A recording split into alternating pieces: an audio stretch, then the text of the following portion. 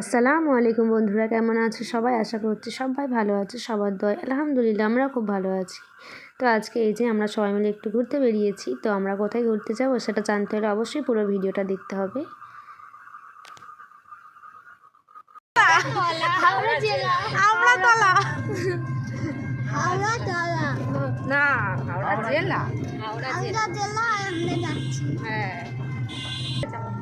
আর লাঞ্চে করে যাব, নদীর ওপর হবো, নদীর ওপরে হবে লাঞ্চে করে। হ্যাঁ, কোথায় ঘুরতে যাচ্ছ বলো তো? তাড়াতাড়ি করে লাঞ্চে ওটা ঘুমাবে ভাই, কথা বলে। আমি তো ঘুমাবো না, আমি দেখবো। কি দেখবো? লাঞ্চের নদী কত। তো আমরা সবাই মিলে এই যে চলে এসেছি জেঠির কাছে। তো আমরা যাব হাওড়া জেলা, আমাদের এটা দক্ষিণ চব্বিশ পরগনা। তো আমাদের বাড়ির মানে নদীর ওপারেরটাই হাওড়া জেলা, তো ওখানেই আমরা যাচ্ছি। তো ওইখানে কোথায় যাচ্ছি সেটা বলছি। তো ওখানে একটা পার্ক আছে খুব সুন্দর, তো সেই পার্কে আমরা যাচ্ছি সবাই মিলে।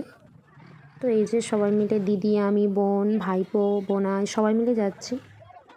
তো এই যে লঞ্চ চলে এসছে, লঞ্চে এবার গিয়ে সবাই মিলে উঠবো। তো তোমরা ভিডিওটা দেখতে থাকো।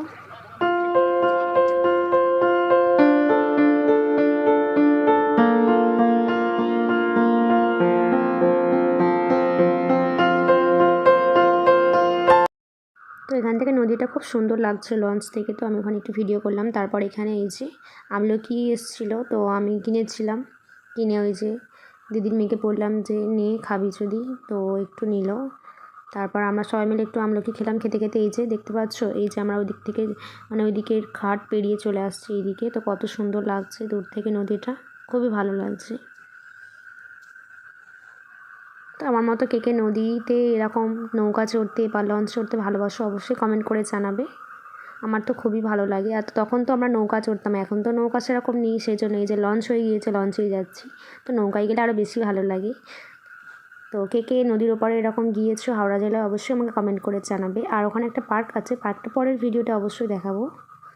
তো ওই ভিডিওটা দেখতে চাইলে অবশ্যই আমার চ্যানেলটিকে যারা নতুন এসছো অবশ্যই সাবস্ক্রাইব করে দেবে, যাতে আমার পরবর্তী ভিডিওটা একদম মিস না করো। তো এই যে তোমরা দেখতে থাকো ভিডিওটা।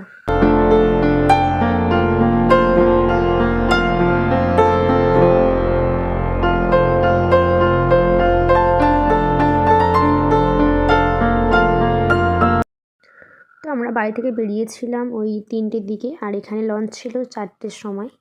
তো লঞ্চে উঠে এই দেখতে পাচ্ছ, যখন এই যে যাচ্ছিলাম তখন এই যে কত সুন্দর সূর্যটা ওদিক থেকে অস্ত যাওয়ার সময় হয়ে এসছে। তো সূর্যটা কত সুন্দর লাগছিল, একদম পুরো লাল। আর তার উপরে এই যে নদীর উপরে যে সূর্যের আলোটা পড়েছে, খুব সুন্দর লাগছিল এই দৃশ্যটা।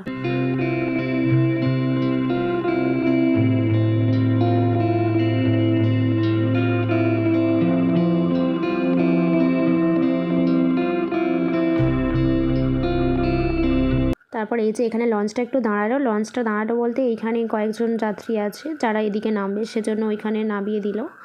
আর আমরা ওই পারে নামবো পুরো অপোজিট সাইডে। তো ওই যে দেখতে পাচ্ছ ওদিকে আমরা নামবো ওই ঘাটে। আর এখানে অনেকজন নামার ছিল, এদেরকে নামিয়ে দিচ্ছে। তো আমি ভেবেছিলাম হয়তো চলে এসেছি, তারপর দেখলাম যে না। তো এই যে আমরা এই জায়গায় নামবো। এখানে অনেকে আছে, দাঁড়িয়ে আছে দেখতে পাচ্ছ। তো অনেকে আবার এদিকে আসবে।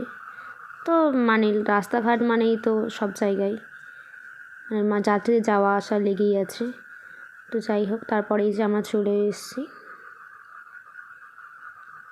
তো আগে তো মানে তখন এরকম করেনি, সিঁড়ি করেনি, যার জন্য সব যখন যেতাম তখন পায়ে কাদা হয়ে যেত। কিন্তু এখন তো সব আর ওই রকম মানে ব্যবস্থা নেই, সব কিছু দিক থেকে ডেভেলপমেন্ট হয়ে গিয়েছে, যার জন্য এই দেখতে পাচ্ছ আর কারোর কোনো পায়ে কাদা লাগবে বা কোনো সমস্যা নেই। নাহলে আগে তো বাচ্চা নিয়ে গেলে খুব সমস্যা ছিল।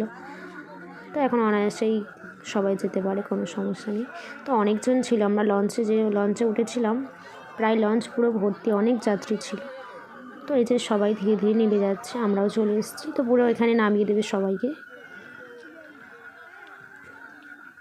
আর এই যে দেখতে পাচ্ছ পুরো নদীটা ফাঁকা, কত সুন্দর লাগছে। তো তারপর আমরা যে চলে এলাম, তো আমরা যাব 58 গেট পার্কে। তো এখান থেকে একটু দূরে, এখান থেকে একটু গাড়ি করে যেতে হবে।